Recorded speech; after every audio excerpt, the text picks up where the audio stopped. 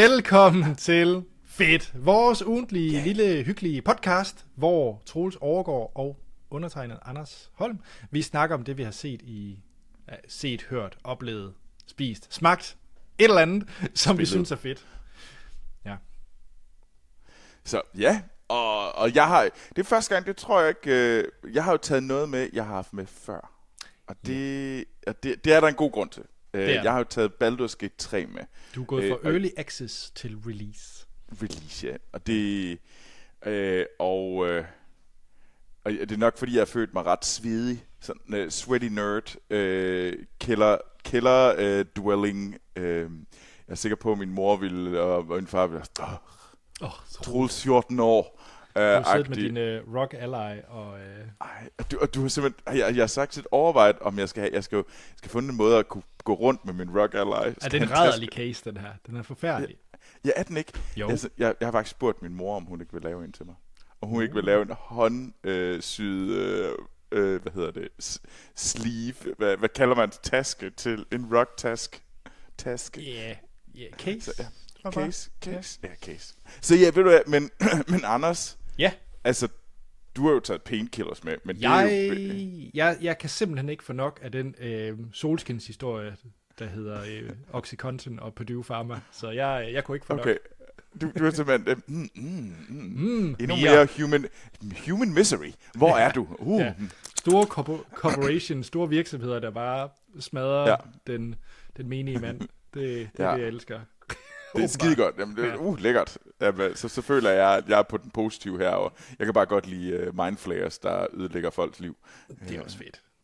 Nej, jeg glæder mig til at snakke Baldur's Gate, fordi at jeg er jo i en lidt i konflikt med min egen tid. Fordi at lige nu, så har jeg har stoppet downloaden, men ellers så alle mine enheder står jo og downloader Starfield, som jeg håber, jeg kunne komme til at snakke om snart. Ja, det kommer vi tilbage til. Lad os komme tilbage til Starfield, for det glæder mig til at høre om. Ja, vi kan snakke om lidt med Baldur's Gate 3, fordi at det er der, hvor jeg har en konflikt, om man skal gøre det ene eller det andet, men nu har jeg ligesom... Ja, nå. Ja. Men Troels, husholdning. Skal jeg lige? Ja. Og husholdning, det gør vi jo ved at sige tusind tak til alle jer fantastiske lyttere, der bliver ved med at sende mail til os uge efter uge. Vi er så glade for det. Vi sætter stor pris på jeres mail, når I sender jeres fede ting, ris, ros, anbefalinger, livsviden, spørgsmål, whatever. Send det. Vores mail er fedtpodcast@gmail.com. Så bliv endelig ved med det. Vi læser det hele. Vi kan desværre ikke nå at reagere på det hele. Men vi tager altid en enkelt eller to med. Og så kan man selvfølgelig også følge os på diverse sociale medier. Instagram og Facebook. Jeg tror, jeg begynder snart at gå væk fra X. Fordi ordet X, det gør ondt på mig. Men altså, vi er også på X. Og så, sidst men ikke mindst, så kan vi se vores ansigt på YouTube. Og Anders har en Hitman. Rubber Duck Hitman. Den har en barcode i... En barcode. Hey. Og så ved du hvad, det kan man se på YouTube.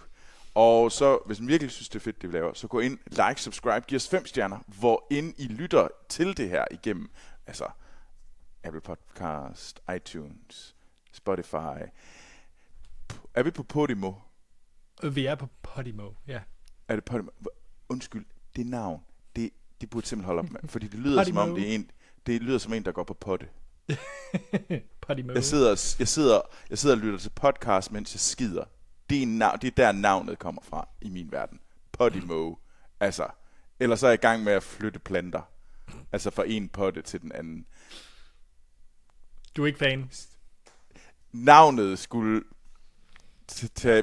Ja, nej. Navnet, det jeg har aldrig lyttet til Podimo. Podimo? Jeg er faktisk abonnement på Podimo. Okay. Ja. Du må jo tage det med, Anders, hvis det er godt. Der er en grund til, at jeg ikke har taget det med. Og så kan man sige, hvorfor betale for det, men hey. Ja. La-di-da! Nej. Jeg burde måske lige revurdere det en lille smule, men det er en anden gang. Når vi laver vores søsterpodcast Ufedt, så kan vi så snakke.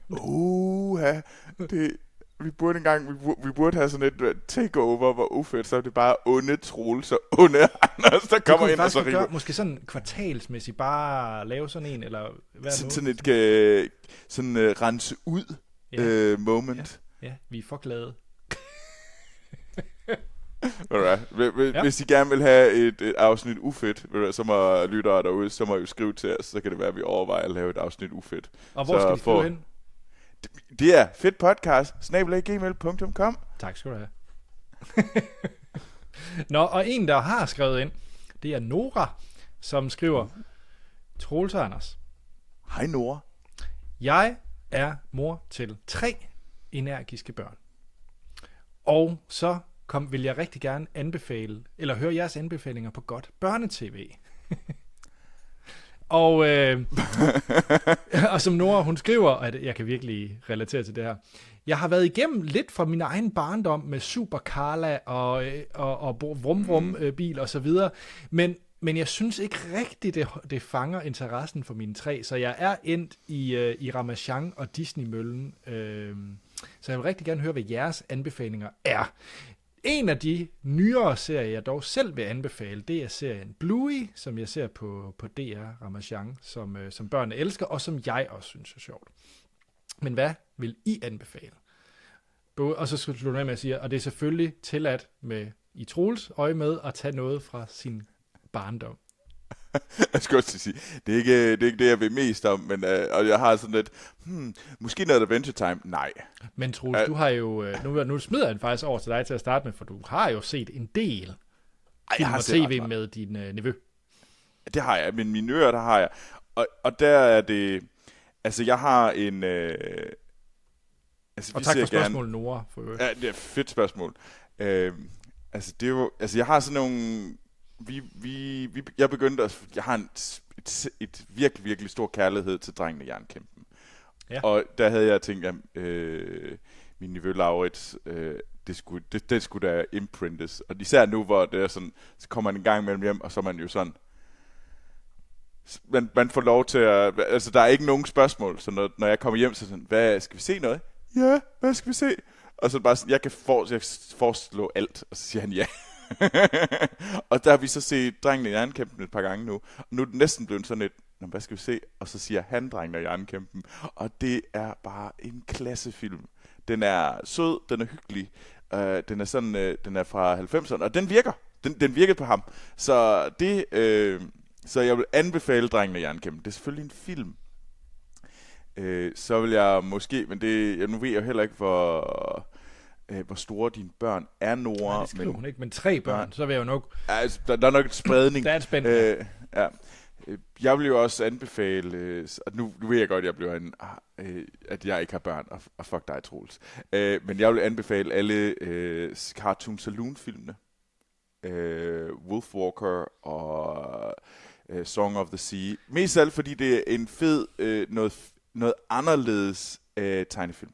Ja. Du er dejlig naiv, Troels. Jeg kan lide din naivitet. Det ved jeg godt. Jeg er godt klar over, at det var så preface ved at sige, Troels, you know fucking nothing. Og det gør jeg. I know nothing. Men hey, næste gang du er nede og besøger mine drenge, så må du meget gerne prøve at introducere dem for dem, så ser vi, hvad der sker. Det gør jeg. Fuck det. Så ser vi Wolfwalkers næste gang. Det er fint. Ja. Så det vil være mit... Men ellers, hvad fanden er der ellers? Jeg har prøvet at sætte Star Wars Rebels på. Ja. Og det virker for min ældste nevø. Han var rimelig hugt på Rebels. Og Rebels er sejt. Star Wars Rebels. Så det kunne jeg godt lide. Så det. Men Anders, du er jo egentlig manden, der kan komme med det gode svar, og ikke mig, der kan prøve at sådan hive... Ja, og jeg kan meget godt relatere til det, Nora, hun skriver, fordi vi har jo også prøvet at herhjemme at vise noget af det, vi selv er vokset op med. Det kan være Disney-film, eller... Jeg kan nok ikke lige prøve Super Carla. Det tror jeg slet ikke kommer til.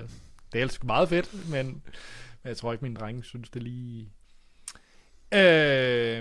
Og jeg tror også, det der udfordring, der er også bare så meget content. Altså, de kan jo nærmest, der er jo Netflix, og så er der bare overflod af alt, og der er virkelig meget skrammel. Så vi prøver sådan og notch finde det lidt bedre. Der er ingen tvivl om, Bluey har været et kæmpe hit i vores familie. Har du set det, Troels? Bluey? Nej. Ej, du bliver simpelthen nødt til at se Bluey. Altså, det gør du faktisk. Det er virkelig, virkelig godt. Det er... Jeg tror, det er lavet en australsk skaber om sådan en hundefamilie med 2 døtre, og så der deres far og mor, og så er det bare ekstremt relatable for forældrene, det er igennem, og så er det bare sådan 7 minutters short stories, men jeg synes virkelig, virkelig, den er fin. Okay. Den er virkelig god, både forældre og børn. Men og så er mine drenge, de går bare, det skal helst være lidt for meget smadre. Så det er sjovt. Der var også én ting fra min barndom, og du gætter aldrig, hvad det er, Troels, som det er, specielt mit ældste er meget begejstret for. Nej, du kan ikke gætte det. Det er Power Rangers. 90'er Power Rangers. Jeg er helt vild med. Jeg sad og tænkte, om du allerede nu havde begyndt at introducere ham til 90'er Batman. Ej, dog ikke. Jeg er jo ikke morbid i det. Jeg ved ikke, er det så slemt? Altså, vi så det da det var. Er det ikke rimelig horror-agtigt? Det ved jeg ikke. Altså, er det ikke også rimelig fjollet? Altså, de viste jo godt nok i Snor Snut Søndagsklub. Jamen lige præcis, det var jo Snor Snut Søndagsklub, så det kan jo ikke være helt skidt. Jeg ved godt, at Richard stadigvæk er på den yngre del af skalaen. Men... Måske næste år. Det ved jeg ikke, det skal jeg lige kigge på. Det er faktisk et godt bud at se noget animated series. Men nej, så det er... Og så Turtles, faktisk den nye Turtles er faktisk ret fedt, må jeg sige. Jeg har hørt, at den nye Turtles film. Den skal Richard ind og se ganske snart i biografen. Han går Må faren komme med? Ja, fordi han går i biografklub. Så Troels, ved du, hvad man ser i biografklub? I Billungrafen, som den hedder. Billungrafen, ja. Nej, det er et træls navn. Det vil jeg gerne indom. Billund, you can do better. Men Billungrafen har et ret fint kartotek, så du kan da lige plukke den. Det er alt sammen, det er totalt irrelevant for 99% af alle vores lyttere, men hey. Yes. Og det er alt sammen på originalsprog, så jeg får også noget ud af det. No. Så det er på engelsk det hele. Men der skal han se Elemental, Epic Tales, Bad Guys, Trolls Band Together. Jeg anede ikke, der var en ny Trolls-film, men det er der åbenbart. Det er der er en ny Trolls-film. Okay. Hvilket folk bliver så kigger de over på mig sådan. Trolls? Det er om de der... en film, der hedder Elio. Ja, jeg har godt hørt navnet. Ja, men ja. Så. Ja. Og Turtles. Nimona, den nye Netflix-film, den er ret sej. Okay. Alright. Nu kom jeg lige i tanke om den. Den er ret cool. Ja, men jeg synes, det er fint. Din irske folkesavn, lad os da bare holde det ved det. Ved du hvad, jeg prøver. Ja. Det var simpelthen min plan. Næste gang jeg kommer på sø, så skal vi se irske, så ser vi Wolf Walkers. Fint. Og du kan jo se den på originalsprog her hjemme i husstanden. Jamen prøv lige at se. Jamen så er det jo. Altså, det er godt så. Hvad skal vi komme i gang, Anders? Ja. Jeg vil gerne høre noget mere om Painkillers. Jamen det skal du få lov til. Painkiller. Det var faktisk lidt sådan rent ud af det blå. Jeg åbnede Netflix. Det lyder som om jeg er 80 år gammel. Jeg tændte for Netflix. Åbner man ikke også Netflix? Det ved jeg ikke åbne. Det er bare sådan noget, man siger, at sådan, jeg åbnede computeren, siger min mor. Det er sådan, jamen, det ved jeg ikke rigtig, hvad du mener. Du tændte for den. Nå, det er også lige meget. Jeg tror egentlig, jeg bruger åben, fordi jeg tænker, det er sådan, du lukker den op. Det er ikke, hvis det er et station, ja. Jeg ved ikke, hvad det er, du lukker. Nej, det er rigtigt, men vi kan jo ikke alle sammen være lige så svedige som dig, Anders, og have sådan nogle kæmpe spillemaskine. Hvor meldte jeg? Painkiller. Jeg tændte for Netflix, og så kom den en stor, gigantisk, smilende Matthew Broderick op på skærmen. Netflix har fået et nyt design, hvor der er sådan nogle gigantiske coverbilleder, der fylder hele skærmen. Og så tænkte jeg, Matthew Broderick med et meget slæsk smil, ham har jeg ikke set siden Ferris Bueller's Vilde Pjekkedag, tror jeg. Og så tænkte jeg, hvad er det for noget? Og så var jeg meget, meget nysgerrig, fordi traileren så ret vild ud. Det så ret sådan drama med sådan et dejligt manisk skuespil. Sådan et ret aggressiv skuespil, hvor det bliver kørt meget op. Og så tænkte jeg, Det var lige at finde ud af, hvad det er for noget. Og så var jeg helt forvirret, da jeg så fandt ud af, at det var, en film om, en miniserie, der handlede om Purdue Pharma og Oxycontin og opioidkrisen. Og så var jeg sådan lidt déjà vu. Har jeg ikke både snakket om det? Har jeg ikke set det her før? Altså, hvad er det, der foregår? Og så var det sådan, Dopesick, som jeg så på Disney+. Fantastisk serie, Dopesick, med Michael Keaton blandt andet. Og hvad den hedder? Michael Stuhlberg, ja. Og det er så ja, Netflix har lavet den samme serie. Langt hen ad vejen. Men det jeg så synes, og den handler jo selvfølgelig om Purdue Pharma, som er ejet af den her Sackler-familie, og specielt Richard Sackler, som var også den mere inde i selve også videnskaben bag, opfinder så de her forskellige smertestillende medicin. Og blandt andet, der store gennembrud var selvfølgelig Oxycontin. Og det handler så om den krise, der var, i og med, at de måske ikke helt belyste, hvor, addictive, vanedannende, afhængighedsskabende, et eller andet afhængighed, ja. Vanedannende? Ja, som det egentlig var, og at det faktisk skabte en kæmpe krise med en masse folk, der fik overdosis af at tage det, og endte ud i alle mulige problemer. Altså, blev simpelthen dybt afhængig af det. Og så den her relativt rædselsfulde familie, som jo et eller andet sted vidste, hvad der foregik. Det er ikke fordi, jeg sidder og spoiler alt det her, fordi det er ikke det, du ser serien for, fordi det er sådan meget kendt et eller andet sted, en del af historien.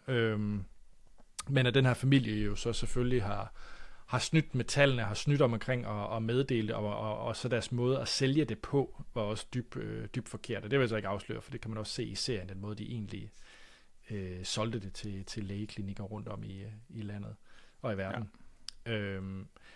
Og så tænker du sikkert, Troels, du så også Dopesick. Du var vild med Dopesick. Hvorfor i verden skulle du se en ny en, der hedder Painkiller? Er det toeren? Dopesick 2, eller the remake?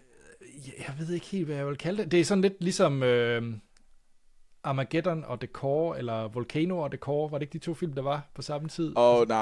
Deep Impact. Deep Impact, ja. Altså det er sådan lidt den kategori, jeg vil putte det i. Fedt. Og jeg vil nok så stadigvæk sige, at Dopesick nok mere Armageddon, og og Painkiller mere Deep Impact. Mærkelig sammenligning, men det er nok det. Ja. Men du forstår. Deep Impact ligger langt væk lige nu. Ja. Der har været flere af det der, hvor der sjovt nok kommer det sådan. Men det jeg så vil sige, det er, at jeg synes, det er en langt mere... Dopesick var ret lavmælt i et eller andet sted. Det var meget, det var meget tung. Det var meget drama. Altså, du fulgte hende af den meget unge minearbejder, der langsomt blev afhængig. Du fulgte lægen, Michael Keatons rolle, som kom ind i det her. Igen, relativt nedtonet på noget måde, men meget vel skuespiller, meget vel struktureret historie. Der vil jeg sige, Painkiller kommer ind og er langt mere aggressiv i tonen mod både at fremstille Sackler-familien og Purdue Pharma. De er langt mere, det er meget mere en galninge ondskab, du ser i Painkiller. Så der er ikke så meget, det er ikke sådan, nu vi prøver at være meget objektiv i vores afbildning af, hvad der er sket. Nej, det er, vi tager det lidt på den sådan, den vilde måde. Ja, og så også fordi, at Painkiller har den fordel, det er, at den er jo blevet lavet og sendt ud efter ret mange af retsmøderne. Dopesick kom før retsmøderne faktisk skete mod Purdue og så videre. Så det har Painkiller også med, kan man sige, i dens fortælling. Og i og med, at de selvfølgelig blev dømt for en masse ting, så kan den også tillade sig, vil jeg sige, Painkiller, at være meget mindre objektiv, og være meget mere aggressiv mod Purdue og Sackler-familien. Og ærligt talt, så sidder man sådan lidt med sådan et kæft, det har de fortjent. Kæft, nogle nederen typer. Nej, hvor har de fortjent. Så på den måde nød jeg ret meget at se den. Og jeg synes, at specielt Matthew Broderick spiller den rollen altså helt kanon. Det er grunden til, at jeg tog den med, Troels. Det er, fordi jeg er ret sikker på, at der nok ikke ret mange, der har set Dopesick, fordi den er hård, den er tung. Det er ikke sådan en, hvor du sidder og siger, yes, lad mig se et afsnit Dopesick, fordi det er bare depression. Altså, jeg kan godt huske, at jeg selv så den. Det er virkelig sådan en, det er tristesse oplevelsen, og det føles som et input i debatten, fordi da den udkom, så var det stadigvæk sådan lige, at den er blevet lavet under krisen på en eller anden måde. Det var ikke et tilbagesyn på krisen. Nu er den der stadigvæk. Folk dør i hobetal, hvilket er exceptionelt tragisk herovre. Men så det, men okay, jamen det var faktisk lidt interessant, fordi jeg synes, der er noget spændende omkring hele den der fortælling, for den er så sindssyg. Og jeg synes, den giver dig et lille smule nyt indblik. Ikke meget, så jeg vil ikke sige, hvis du har set Dopesick, er det ikke fordi, du får sindssygt meget nyt ud af det. Du får lidt nyt, og en ny vinkel på det. Det gør man.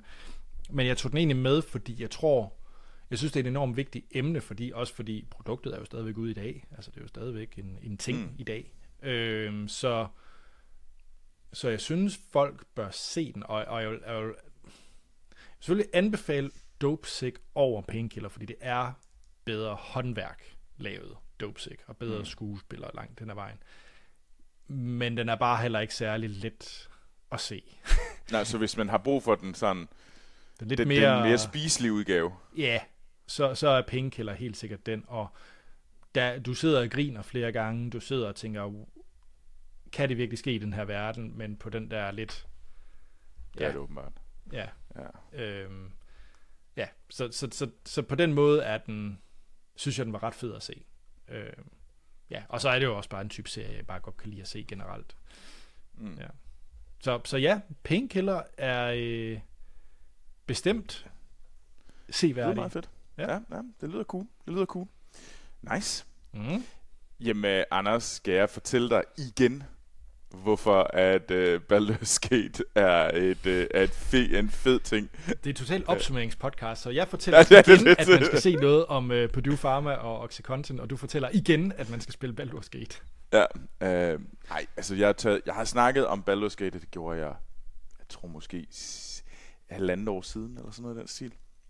Fordi der spillede jeg Early Access udgaven af spillet, og så har der så det spillede jeg spillede 100 timer, og så lagde jeg det hele på hylden, fordi det var sådan noget med, at hver gang der kom en ny update til spil, så blev alle en save slettet, og det tænker jeg, nu venter jeg bare, nu venter jeg indtil, og så ventede,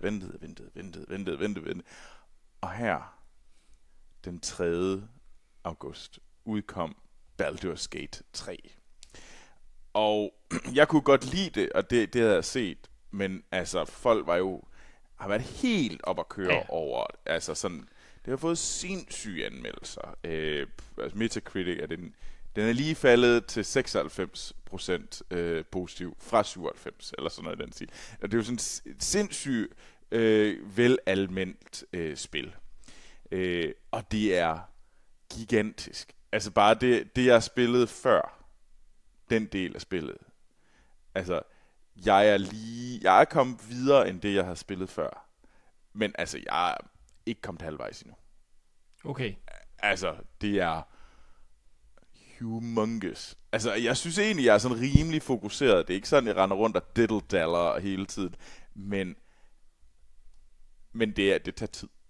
Det er et spil, der kan sluge mange timer. Og det er jo altså bare lige for, nu giver jeg lige lidt kontekst til spillet. Baldur's Gate 3 er selvfølgelig træeren til Baldur's Gate 1 og 2, som kom i jeg tror det er slut 90'erne og sådan start 0'erne, hvor de her 2 spil udkom. Og jeg kommer ikke til at gå ind på dem. Jeg prøver ligesom at holde mig til, hvad er det egentlig, der er nyt i den her udgave. Og det bygger på Dungeons and Dragons V5-reglerne. Okay. Så, og det er nogle rigtig fine rollespilsregler til tabletop role-playing games. Så hvis man har spillet D&D, så er det meget, meget let at gå til. Altså så er det udgaven af altså tabletop bare på computerspil. Og det har de ramt, synes jeg. Jeg synes, de har været virkelig, virkelig gode til at ramme det. Det har jo ikke ændret sig siden sidste gang. Det er bare meget mere færdiglavet nu. Nu kan man godt mærke, nu er hele produktet her. Det var ikke sådan noget med, fordi det var jo lidt, der var nogle ting, der ikke rigtig var klart endnu, og så man fik bare noget af det. Nu får man hele det her spil, der føles færdigt. Og det er, ja, der er nogle bugs, det er der i alt. Når du laver så et stort produkt, så vil der være steder, hvor der ikke lige har været så mange øjne på, fordi sådan er det, når man laver computerspil. og det bliver lavet. Det skal nok blive rettet op. Man kan se, at de er allerede i gang med at fikse alle de her ting. Det foregår i den verden, der hedder Faerun, som er den her D&D-verden. Hvor jeg skal lige hurtigt spørge, Troels, fordi D&D, du siger, det er bygget på D&D, regelsættet V5, så storyline, er den unik, eller er den også noget fra noget D&D, man bør kende? Nej, den er unik. Okay, tjek. Så, altså, den er i kendte steder i Faerun. Altså, det er også derfor, Baldur's Gate er en by i Faerun. Og det er en by i det område, der hedder The Sword Coast. Og det er en meget, meget kendt by. Og du har også Waterdeep. Det er også... du har mange af de her sådan... kendte D&D-byer, jeg ved godt kendte, du tænker, what the fuck, dem har jeg aldrig hørt om. Sådan rollespilsverdenen. Hvis du spiller rollespil, så tror jeg, de fleste har hørt om Waterdeep og Baldur's Gate. Det er nogle rimelig kendte områder og kendte byer. Altså de bygger på den her verden, sat i den her verden, og det der egentlig sker, det er, at du kommer fra Baldur's Gate, og du er så blevet fanget af den her den gale race af mindflayers. Og hvis du tænker, hvad fanden er en mindflayer? Så tænk en mand med en blæksprutte ansigt, som har sådan lange tentakler. Okay. Ja. Så lidt Cthulhu på 2 ben. Så Davy Jones i Pirates of the Caribbean. Ja, Davy Jones er så godt bud. Pirates of the Caribbean, Davy Jones. Og den måde, at de flyver nemlig rundt i deres skibe, og det er nemlig som skibe med stor fangearme, som hedder The Nautiloid. Og det der sker i starten. Du bliver fanget af en af dem her, så bliver du taget op i det her skib, og så bliver du inficeret med sådan en lille, det hedder en tadpole, men det er basically sådan en lille larve. Og den første film, det er, hvordan der er en larve, der bliver proppet ind i dit øje, og bliver inficeret. Og det der så sker, det er, at så ud over de næste par dage, så bliver du selv til en mindflayer. Det er simpelthen sådan, der bliver lavet flere mindflayers. Det er simpelthen, de flyver rundt, fanger nogle folk, inficerer dem med deres larver, og så bliver man så over nogle dage, så forandrer man sig til sin egen udgave af Davy Jones. Men der er noget mærkeligt her, fordi at man forandrer sig ikke. Det er lidt sært. Hvorfor gør man ikke det? Og det prøver. Og så, før alt det her det sker, nu er du lige blevet inficeret, og så blev du angrebet af nogle drageflyvende Githyankies. Og jeg er totalt i gang med at ødelægge folk og sige, what the fuck sker der? Og du styrter ned, og så ender du med at styrte ned lidt uden for Baldur's Gate. Og så er du blevet inficeret med den her mindflayer larve. Og nu handler det bare om, at du skal fucking finde en løsning. Du skal have den her larve ud, så du ikke selv bliver til en mindflayer. Og det er der, vi starter. Og så finder du nogle af de folk... Er det hele spillet så? Er det du skal... Det er basically der, hvor du starter. Du starter med at sådan, fuck! Og så finder du nogle folk, der også var på skibet, som også var sådan lidt... What the fuck? Vi er nødt til at få det her ud af verden. Og så går du ellers i gang med at gå rundt i det her område. Prøve at finde nogen, der kan hjælpe dig med at fjerne det her. Og det går mere og mere op for det, fordi hvorfor er det, du ikke forandrer dig? Der er et eller andet sært. Der er måske nogen, der har hjulpet dig. Der er nogle sære ting, der foregår, og du skal nu prøve at finde en løsning på alle de her problemer. Og det er så der, man er. Og så går eventyret ellers i gang. Det er kæmpestort, som jeg siger, og det er... men det er også mega sjovt. Altså, jeg er faktisk ikke så meget til de her open world-spil, men det her er alligevel nu... Nu har jeg genspillet det igen, og jeg er rimelig fanget. Jeg glæder mig til at skulle spille noget mere. Og man kan virkelig se, at Larian Studio, det her belgiske studie, virkelig har nailet deres form. De er på toppen af deres game lige nu. Det er virkelig, de er satme dygtige, men de også ved, hvad de lavede Divinity Original Sin-serien, og det var på mange måder den samme stil, og nu har de så givet den gas og sagt, nu laver vi Baldur's Gate, og de har lavet den perfekte D&D-oplevelse. Altså folk derude siger jo, det er den bedste D&D. RPG derude ever. Ja, og det ved jeg ikke, om jeg vil gå så langt, fordi det tror jeg, man kan få mange forskellige rollespilsoplevelser. Og jeg synes ikke, at alle rollespilsoplevelser skal proppes ned i D&D-formlen. Fordi så jeg synes, det vil jeg vil ikke give dem, at de er det bedste rollespil. Jeg vil gerne give dem, at de er det bedste D&D-inspirerede rollespil, jeg har prøvet. Og jeg kan godt lide D&D, så det er skide godt for mig. Og jeg glæder mig til at komme videre i det, fordi det er så kæmpestort, det her spil. Så jeg glæder mig til at nå virkelig langt i det her. Prøve at se, hvad der sker, når man når slutningen. Så ja. Men det bliver jo også spændende, fordi nu kommer der Starfield. Jeg ruder altid rundt i de der to navn. Så Starfield. Og det er du ikke excited omkring, eller hvad? Nej, slet ikke. Det er faktisk overhovedet ikke. Hvorfor ikke? Du kan da godt lide Fallout. Du elsker da Fallout. Jamen, det ved jeg godt. Jeg ved det ikke. Jeg har bare ikke lige... De har virkelig ikke kugget mig. Det er jeg ked af. Og det kan godt være, fordi at jeg ikke... Generelt synes jeg også, at open world kan være sådan lidt sådan... Jeg kan godt skure lidt på open world. Og jeg har sådan lidt... Nå, okay. Er det bare sådan en... humongous open world? Ja. Men det Anders, hvorfor glæder du dig til det? Ja, fordi jeg kan ikke lide open world-spil. Eller RPG'er egentlig. Så. Nej, jeg glæder mig til det, og jeg er i gang med at preload det på Rock Ally, på min PC og på min Xbox, så jeg kan spille det overalt, hele tiden. Alle steder. Og det er cross-progression og alting, så det kommer bare til at virke som en buttery dream. Så det er fedt. Jeg glæder mig, fordi jeg har aldrig spillet Mass Effect-spil, for eksempel. Det her med de her store rumsagaer eller rum-RPG'er. Jeg har altid været lidt tæt på at kunne spille noget i den setting, fordi... Altså, du har da spillet Mass Effect. Jo, men ikke den spillede jo ret sent. Det er med på, at jeg spiller Legendary Edition, men, ja, okay. men der, den spillede jo så også på en anden måde, fordi der var indom, der mainlightede jeg det rimelig hurtigt. Så... Ja, du spillede det som en single-player, one-story experience. Ja, og så spillede jeg det jo også i Legendary Edition, som jeg havde med, fordi jeg ikke har spillet de oprindelige. Og så på den punkt er det jo også sådan lidt en... Det var ikke en moderne RPG, jeg spillede i den forstand. Nej, okay. Men, man kan sige, nu, hvorfor glæder jeg mig til den her? Jamen det gør jeg, og hvorfor har jeg været i tvivl med at spille Baldur's Gate? Og det er fordi, det er setting.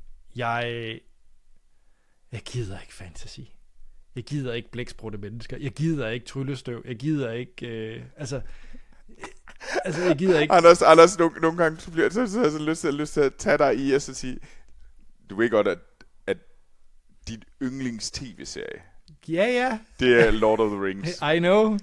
Hvilket vitterligt er tryllestøv og fantasy. Jeg er ved på det, og Sting hænger lige deroppe. Men hvad hedder det? Ikke Sting-sangeren med sværet. Nej. Jeg kan ikke have ved siden af mig. Nej. Hvad sker der? Hvorfor har du Sting til at hænge lige ved siden af dig? Ja. Det er sådan lidt sært. Jeg skriger, Roxanne, i mit øre hele tiden. Nå, men... jeg kan godt lide ideen om det her med... Jeg ved ikke, hvorfor jeg glæder mig. Jeg glæder mig, fordi at du har alt det her med ship combat ude i rummet, opdage stjernesystemer. Jeg kom aldrig hooked ind på Skyrim, fordi det hele lignede lidt det hele. Det samme, den der... altså, der var ikke så meget... Altså, det var det samme. Forstår, hvad du siger. Ja. Og det samme med Fallout, det var også, der var sådan en farveplet, og så var det bare sådan den der postapokalyptiske grå masse. Altså lidt musik. Ja, og det ja, så er jeg måske lidt mere interesseret i det her, fordi der virker til at være meget variation i det. Sådan lidt Star Wars. Der er sådan lidt Star Wars over det, fordi Star Wars er jo også, altså hver planet i Star Wars er jo enten en stor sumpby, eller en ørken, eller en planet, der bare er Coruscant, for eksempel. Altså der er by, sump, ørken. Og så har du og sne. I Star Wars, eller hvad? Ja, det er Star Wars. Ej, der er der mere end det. Hold op. Hvad er der? Okay, undskyld, vand. Ja, vand er der også. Der er også den der casino-planet. Så er du casino. Det hører sgu da under byen. Hvis du har... Jeg har casino, og jeg har casino...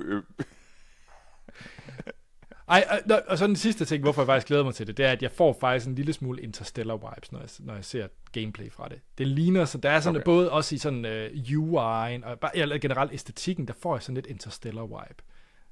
Og det kan jeg godt lide. Jamen, det kan godt være, at jeg skal gå lidt mere op i det. Du sælger det egentlig, men ja, altså det... Men nej, altså jeg må sige...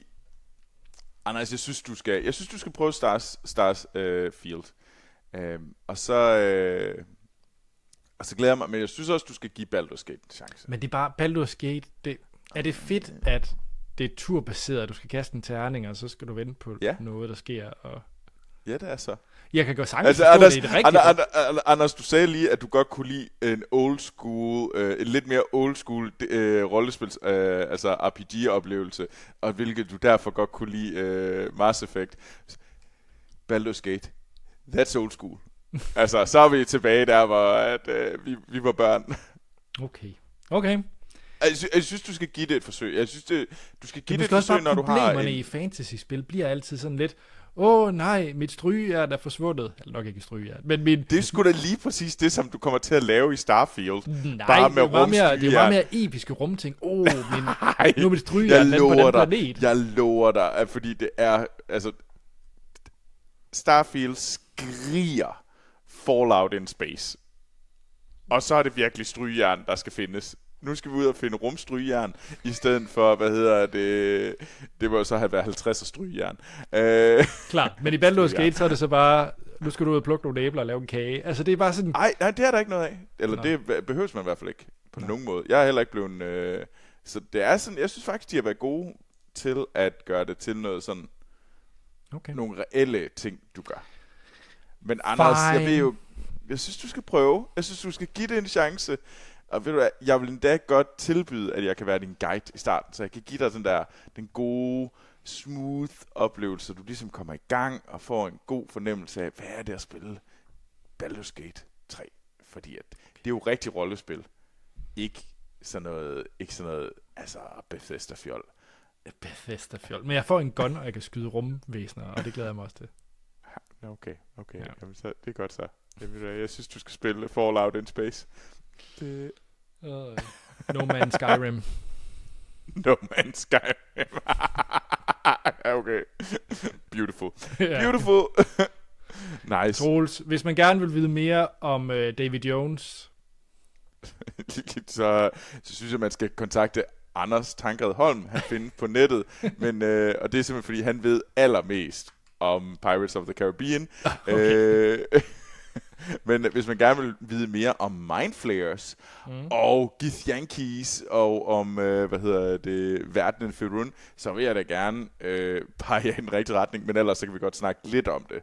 Og så kan I bare kontakte mig på Instagram, hvor jeg hedder Troels Overgaard i et ord. Ja, og Troels har allerede sagt, at jeg er en Bill Nighy-connoisseur, så det er jeg på internettet under mit fulde navn, Anders Tankred Holm.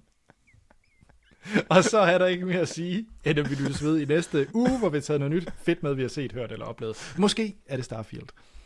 Ja.